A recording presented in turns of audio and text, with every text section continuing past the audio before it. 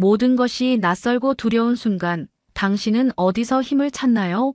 파리의 거리를 처음 걸었을 때 제 심장은 불안으로 가득 찼어요. 모르는 언어, 낯선 시선들, 그리고 이방인이라는 차가운 현실. 누구도 내 이름을 부르지 않는 교실에서, 누구도 내 옆자리에 앉지 않는 식당에서 저와 제 동생은 매일 보이지 않는 벽과 싸워야 했습니다. 하지만 우리에겐 남들이 모르는 비밀이 있었어요. 한국에서 가져온 눈에 보이지 않는 특별한 무기. 그것이 어떻게 우리의 운명을 바꿨는지, 그리고 어떻게 적이었던 사람들이 친구가 되었는지 지금부터 들려드릴게요. 이 이야기는 단순한 유학담이 아닙니다. 이건 흔들리는 세상에서 중심을 찾는 법에 관한 여정입니다. 저는 엘렌 정입니다. 한국에선 정혜린이라고 불렸죠. 서울에서의 평범한 일상이 하루아침에 바뀌었습니다. 아버지가 파리 교육청으로 파견 근무를 가게 된 거예요. 고등학교 2학년 대학 입시를 준비해야 할 중요한 시기에 갑자기 프랑스로 이주하게 되었죠. 파리에 도착한 첫날, 에펠탑이 보이는 도시 풍경은 꿈 같았어요. 하지만 곧 현실이 찾아왔습니다. 프랑스어라는 높은 벽 앞에서 저와 동생 지민이는 말 그대로 아기처럼 되었죠. 간단한 인사말조차 더듬더듬 나오지 않았습니다. 엘렌, 넌 언제나 강했잖아. 잘할 수 있을 거야. 아버지의 격려에 웃어 보였지만 속은 불안으로 가득했어요. 새 학교에서의 첫날, 파리 근교의 고등학교 교실에 들어서는 순간 모든 시선이 저에게 꽂혔습니다. 피부색이 다른 학생들은 몇 명 있었지만 동양인은 저 혼자였어요. 선생님이 저를 소개하는 동안 가슴이 터질 것 같았죠. 봉주르, 저는 엘렌입니다. 간신히 말을 마치자 친구들이 웃음을 참는 모습이 보였습니다. 제 발음이 이상했나 봐요. 자리에 앉으며 얼굴이 화끈거렸지만 참았습니다. 참는 건 태권도를 통해 익힌 거죠. 일주일 후 동생 지민이가 학교에서 돌아와 말없이 방에 틀어박혔어요. 문을 두드리자 눈이 빨갛게 된 얼굴로 나왔습니다. 괜찮아. 그냥 피곤해서. 동생의 거짓말이 눈에 보였죠. 다음 날 저는 작은 용기를 냈습니다. 한국에서 가져온 재료로 호떡을 만들었어요. 달콤한 음식은 마음의 거리를 좁혀준다는 엄마의 말씀을 떠올리며 학교에 가져갔죠. 쉬는 시간, 조심스럽게 친구들에게 다가갔습니다. 우리나라 디저트인데 먹어볼래? 몇몇이 관심을 보였지만 그때 학교의 인기 학생인 루카가 다가왔어요. 키가 크고 운동신경이 좋아 보이는 루카는 제 호떡을 집어들고 냄새를 맡더니 얼굴을 찌푸렸습니다. 이게 뭐야? 냄새가 이상한데? 루카의 말에 친구들이 웃기 시작했어요. 한 명이 용기를 내어 맛보려 했지만 루카가 그 친구의 손을 쳐냈습니다. 야, 저 동양 음식 먹으면 이상해진대. 순간 교실이 조용해졌어요. 모두의 시선이 저에게 꽂혔죠. 부끄러움과 분노가 섞인 감정이 가슴에서 끌어올랐지만 태권도에서 배운 대로 숨을 깊게 들이마셨습니다. 그냥 한번 맛보라고 한 건데. 제 목소리가 작게 떨렸어요. 루카는 호떡을 쓰레기통에 던지며 웃었습니다. 그 순간 저는 철저히 이방인이라는 걸 실감했죠. 집에 돌아와 동생을 껴안았을 때 지민이도 비슷한 경험을 했다는 걸 알게 됐습니다. 침대에 누워 서울의 친구들과 나눈 메시지를 읽으며 그 평범했던 일상이 얼마나 소중했는지 깨달았어요. 그날 밤 저와 지민이는 거실 소파에 나란히 앉아 침묵했습니다. 파리의 야경이 창문 너머로 아름답게 빛나고 있었지만 우리 마음속은 어둠뿐이었어요. 동생의 눈가에 맺힌 눈물을 보며 가슴이 찢어지는 듯 했습니다. 누나, 우리 다시 한국으로 돌아갈 수는 없을까? 지민이의 작은 목소리에 대답을 못했어요. 저도 같은 생각을 하고 있었으니까요. 하지만 아버지의 파견 근무는 3년. 우리에겐 긴 시간이 남아 있었죠. 이곳에서 평생 외톨이로 살아야 하나. 제 한숨 섞인 말에 지민이가 갑자기 몸을 일으켰습니다. 눈물로 얼룩진 얼굴이었지만 눈빛만은 단단했어요. 누나, 태권도 처음 시작했을 때 기억나? 물론 기억났죠. 어릴 적 저희 남매는 태권도장에서 땀을 흘리며 자랐습니다. 처음엔 너무 힘들어 포기하고 싶었어요. 발차기 하나 제대로 못해 몇 번이나 울었던 기억이 생생했습니다. 나 첫 승급 심사 때 앞차기도 못해서 떨어졌잖아. 그때도 힘들었지만 결국 해냈잖아. 지민이의 말에 옛 기억이 떠올랐어요. 태권도에서 배운 건 단순한 기술이 아니었습니다. 넘어져도 다시 일어나는 법, 두려움과 마주하는 용기였죠. 사범님이 항상 뭐라고 하셨더라. 중심이 흔들리면 모든 기술이 무너진다고. 지민이의 말에 미소가 지어졌습니다.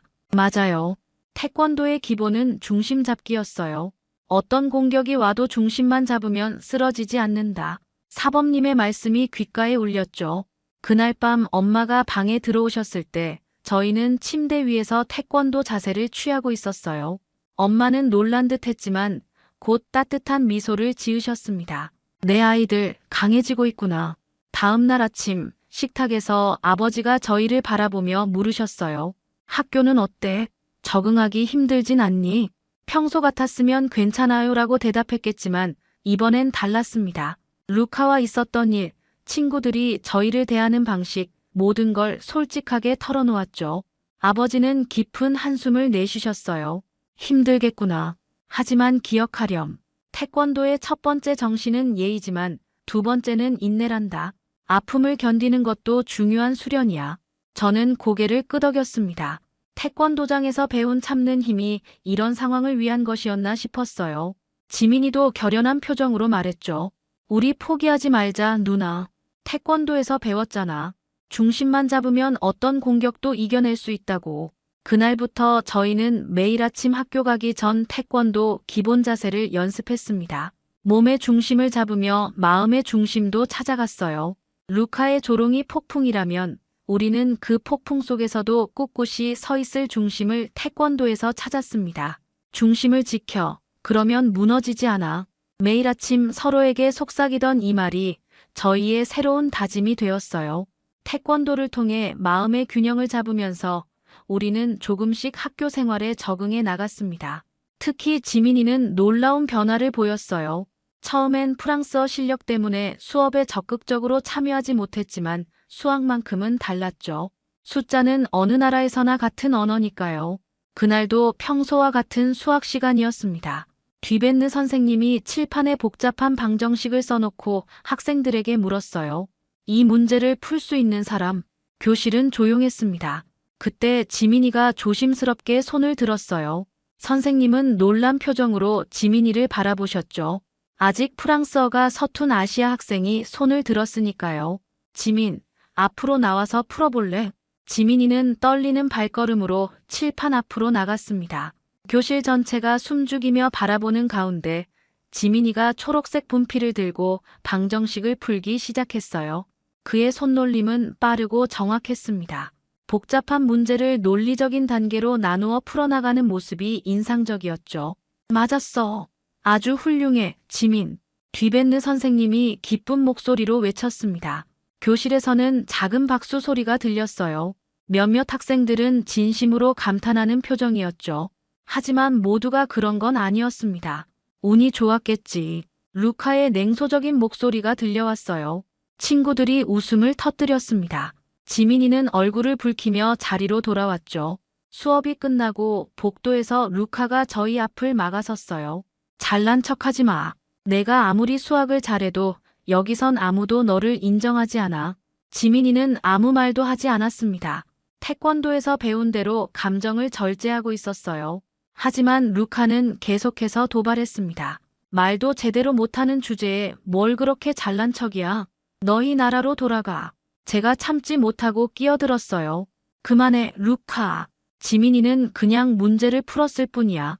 루카는 비웃으며 말했습니다. 오, 누나가 동생을 지키려고 하네.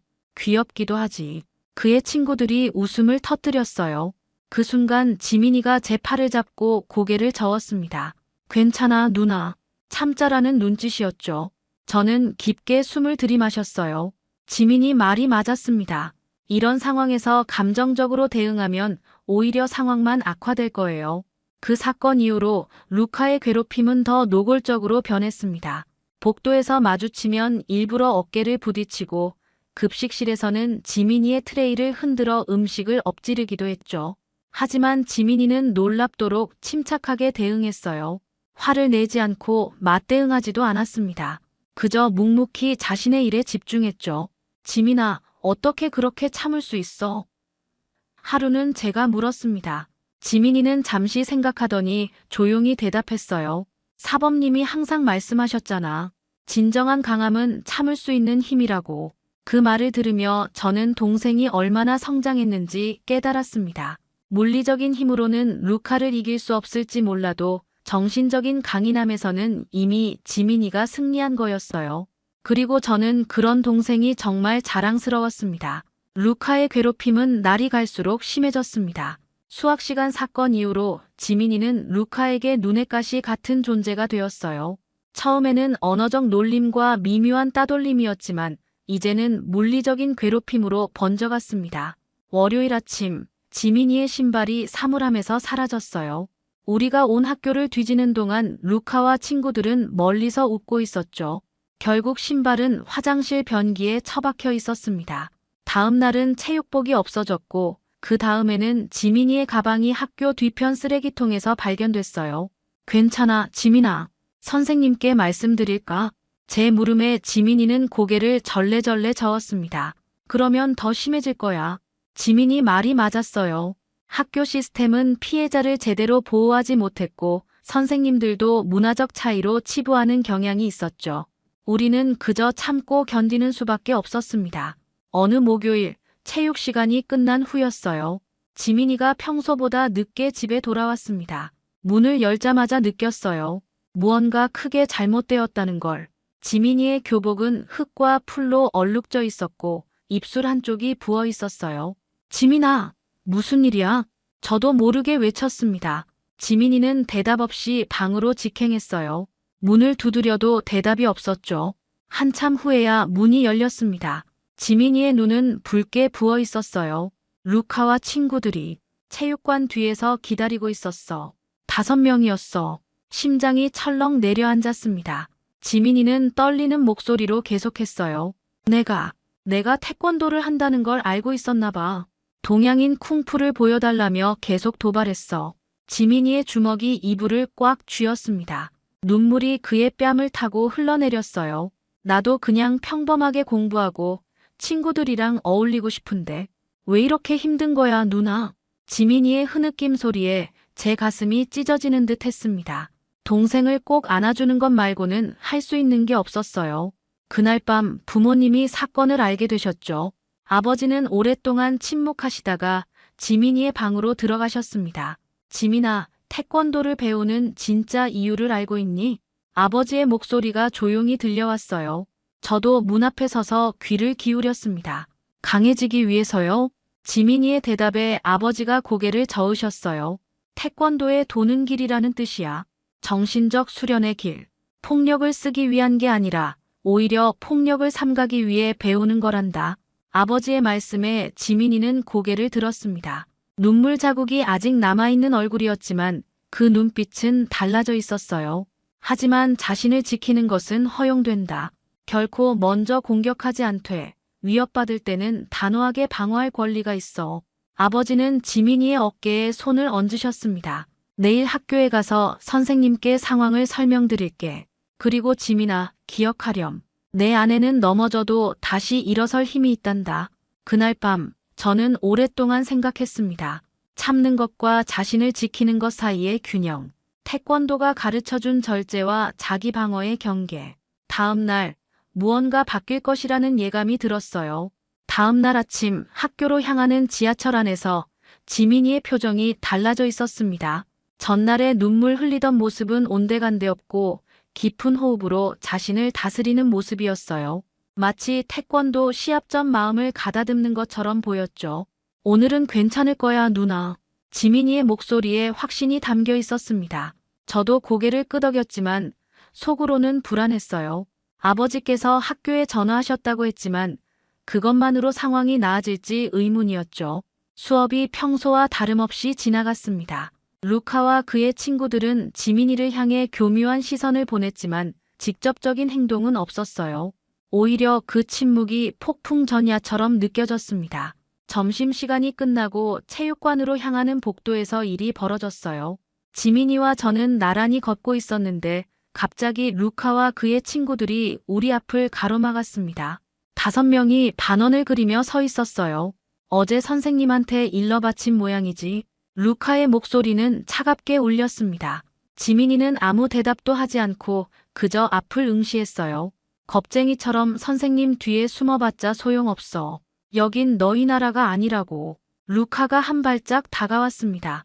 저는 본능적으로 지민이 앞을 가로막았어요. 그만해, 루카. 이러면 너도 곤란해질 거야. 제 말에 루카가 비웃었습니다. 뭐 무서워라. 뭘 어쩌겠다고. 그때였어요. 루카가 갑자기 제 어깨를 강하게 밀쳤습니다. 균형을 잃은 저는 벽에 부딪혔고 순간 날카로운 통증이 어깨를 관통했어요. 그 순간 모든 것이 슬로우 모션으로 흘러갔습니다. 지민이의 눈빛이 변했어요. 그건 제가 태권도 시합에서만 보았던 집중된 눈빛이었습니다. 루카가 주먹을 들어 지민이를 향해 휘두르려는 찰나 지민이의 몸이 물 흐르듯 움직였어요. 한 걸음 뒤로 물러선 지민이는 루카의 팔을 정확히 잡아 제압했습니다. 루카의 체격이 더 컸지만 지민이의 동작은 정확하고 효율적이었어요. 태권도에서 수없이 연습한 기본기였죠. 루카는 균형을 잃고 바닥에 무릎을 꿇었습니다. 날 때리려고 한 건 내가 먼저야. 하지만 난 널 다치게 하지 않을 거야. 지민이의 목소리는 놀랍도록 침착했어요. 루카의 팔을 단단히 잡은 채 그는 천천히 압력을 풀었습니다. 주변에 있던 학생들은 충격에 휩싸인 표정이었어요. 아무도 이런 상황을 예상하지 못했죠. 뭐야, 저 꼬마가 루카를 제압했어. 태권도인가? 대단한데. 주변에서 속삭임이 퍼져나갔습니다. 루카는 얼굴이 붉게 달아오른 채 일어났어요. 그의 눈에는 분노와 당혹감이 교차했죠. 이거 안 끝났어. 두고 봐. 루카의 위협에도 지민이는 태연했습니다. 고개를 가볍게 숙이며 말했어요. 더 이상의 싸움은 원하지 않아. 그저 평화롭게 지내고 싶을 뿐이야. 그 말이 끝나기도 전에 선생님이 복도에 나타나셨습니다. 누군가 상황을 알린 모양이었어요. 여기서 무슨 일이 있었던 거지? 루카는 즉시 표정을 바꾸었습니다. 지민이 먼저 저를 공격했어요. 그 순간 제 심장이 멎는 듯 했어요. 루카의 거짓말에 분노가 치솟았지만 지민이는 여전히 침착했습니다. 복도 끝에서 누군가 말했어요. 아니에요, 선생님. CCTV가 있잖아요. 루카가 먼저 엘렌을 밀치고 지민을 공격하려 했어요. 한 여학생이 손가락으로 천장의 카메라를 가리켰습니다. 그제서야 저도 복도 코너에 설치된 작은 카메라를 발견했어요. 루카의 얼굴이 창백해졌습니다. 교무실로 불려간 순간 저는 심장이 터질 것만 같았습니다. 저와 지민이, 루카와 그의 친구들이 교감 선생님 앞에 일렬로 서 있었어요. 선생님들의 시선이 우리를 향했고 특히 우리 한국 남매에게 더 많은 의심의 눈초리가 느껴졌죠. 자, 차분히 이야기해보자. 복도에서 무슨 일이 있었던 거니? 교감 선생님의 목소리는 부드러웠지만 그 속에 단호함이 깔려 있었습니다. 루카가 먼저 말문을 열었어요. 정당방위였어요, 선생님. 지민이 갑자기 태권도로 저를 공격했어요. 저는 그저 지나가려는 것뿐이었는데. 루카의 거짓말에 화가 치밀었지만 지민이의 차분한 표정을 보며 저도 심호흡을 했습니다. 아버지께서 항상 말씀하셨죠. 진실은 언제나 밝혀진다고. 그건 사실이 아닙니다. 제가 조용히 말했어요. 루카가 먼저 저를 밀쳤고 지민이는 자신을 방어한 것뿐입니다. 루카의 친구들이 웅성거리며 반박했죠. 아니에요. 지민이 먼저 도발했어요. 교감 선생님은 양측의 이야기를 들으며 깊은 한숨을 내쉬었습니다. 상황이 평행선을 달리고 있을 때 문이 열리고 베르트랑 선생님이 노트북을 들고 들어오셨어요. CCTV 영상을 확인해 봤습니다. 선생님의 말에 루카의 얼굴이 창백해졌습니다. 노트북 화면에는 복도에서 있었던 일이 선명하게 담겨 있었어요. 루카가 저를 밀치는 장면, 주먹을 휘두르려는 순간, 그리고 지민이의 정확한 방어 동작까지. 이 영상을 보면 상황이 분명해지네요. 교감 선생님의 눈빛이 날카로워졌습니다. 루카를 향해 고개를 돌리시며 말씀하셨어요. 루카, 거짓말을 한 이유가 있니? 루카는 고개를 숙인 채 아무 말도 하지 않았습니다. 그의 친구들도 모두 침묵했어요. 선생님은 다시 저희를 바라보셨죠. 지민, 내가 사용한 기술은 무엇이었니? 그건 자기 방어를 위한 것이었나? 지민이는 공손하게 대답했습니다. 네, 선생님. 태권도의 기본 호신술입니다. 상대를 다치게 하지 않고 제압하는 방법이에요. 교감 선생님은 잠시 생각에 잠기셨다가 결정을 내리셨어요. 루카와 친구들은 학교 규칙 위반으로 벌점과 일주일간의 방과 후 봉사활동을 받게 될 거야. 그리고 엘렌과 지민에게 공개적으로 사과해야 해. 루카의 얼굴이 붉어졌지만 더 이상 반박할 수 없었습니다. 증거가 너무 명백했으니까요. 그리고 지민, 엘렌, 너희는 정당방위로 인정받았어. 하지만 앞으로는 문제가 생기면 즉시 교사에게 알려야 해. 알겠니? 우리는 고개를 끄덕였습니다.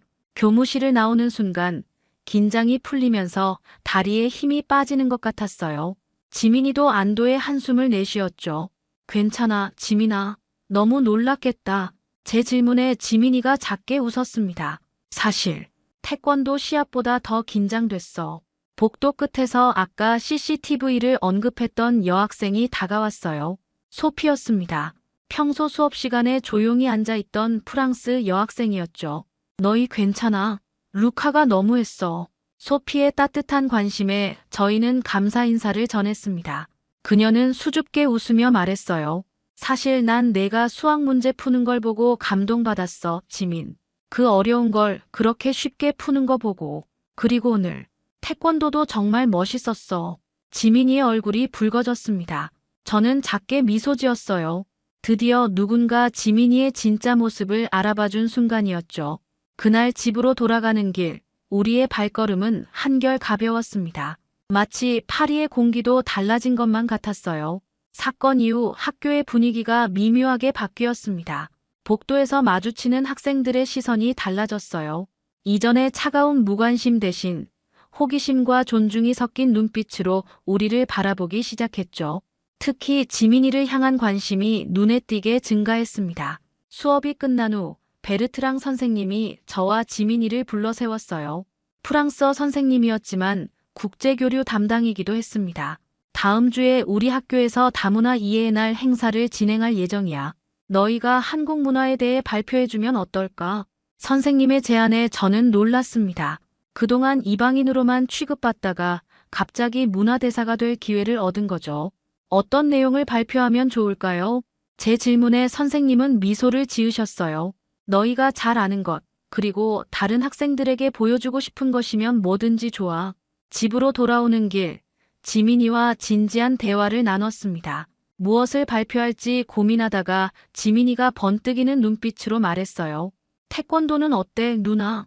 그건 단순한 무술이 아니라 우리 문화의 정신이잖아. 그 말에 저도 동의했습니다. 태권도야말로 지금까지 우리에게 힘이 되어준 존재였으니까요. 일주일 동안 저희는 열심히 준비했어요. 아버지께서도 도움을 주셨죠. 옛날 태권도 도복을 꺼내고 역사와 철학에 대한 자료를 정리했습니다. 발표 당일 학교 체육관은 학생들로 가득 찼어요. 다양한 나라에서 온 학생들이 자국의 문화를 소개하는 부스가 설치되었죠. 우리의 차례가 되었을 때 처음으로 떨리지 않았습니다. 이건 제가 자랑스럽게 생각하는 것이니까요. 안녕하세요. 저는 엘렌이고 이쪽은 제 동생 지민입니다. 오늘 저희는 태권도에 대해 소개하려고 해요.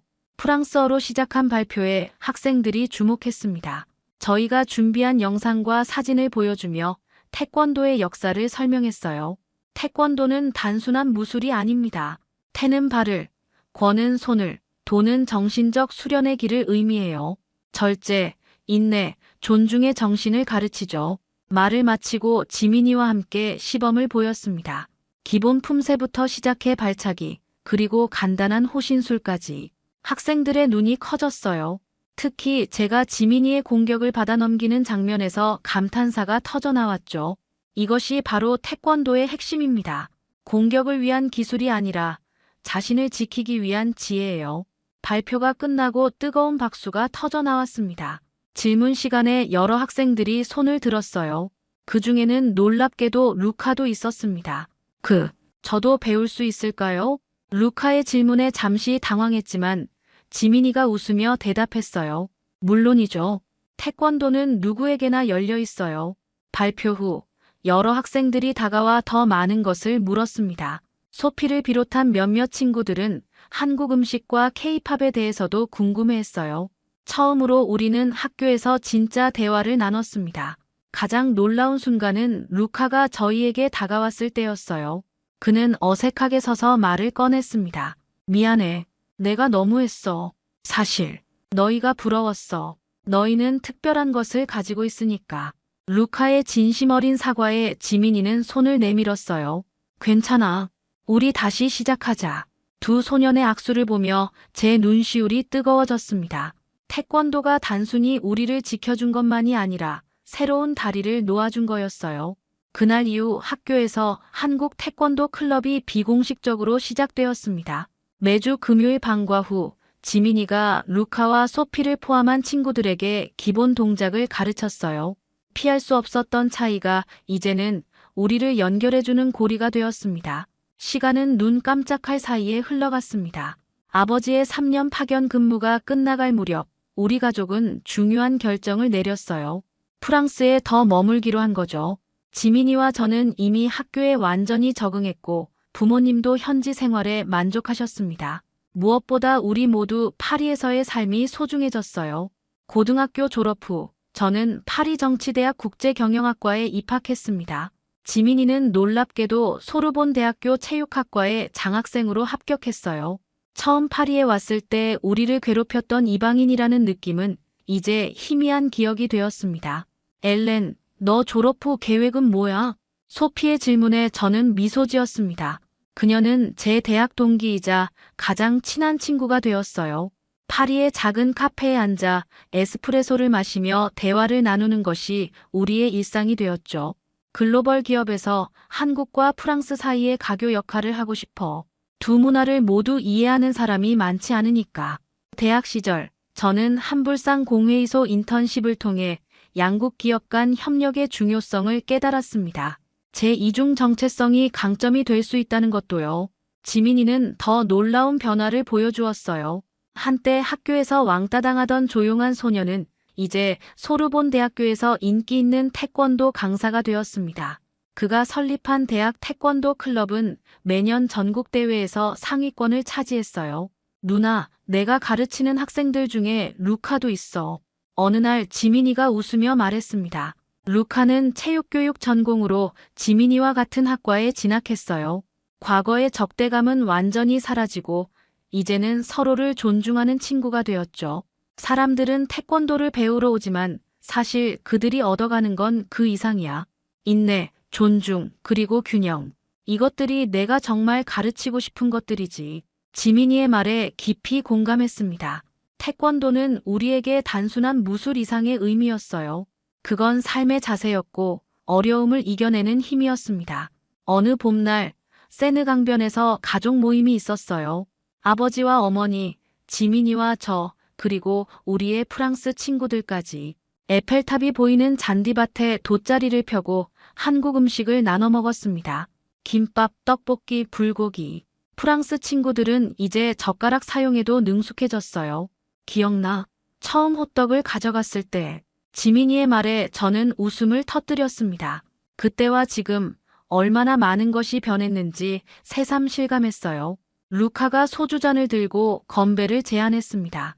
엘렌, 지민, 너희가 우리에게 보여준 모든 것에 감사해. 태권도는 내 인생을 바꿨어. 그의 진심 어린 말에 모두가 잔을 부딪혔습니다. 해질녘 에펠탑에 불이 들어오기 시작했어요. 그 빛나는 모습을 바라보며 저는 깊은 감사함을 느꼈습니다. 엄마, 우리가 정말 많이 변했죠? 어머니는 따뜻한 미소로 대답하셨어요. 외적으로는 변했을지 몰라도 너희의 핵심은 변하지 않았어. 오히려 더 단단해졌지. 아버지가 덧붙이셨습니다. 태권도의 정신처럼 너희는 중심을 잃지 않았다. 그게 가장 중요한 거야. 프랑스의 저녁 하늘 아래 저는 지난 세월을 돌아보았습니다.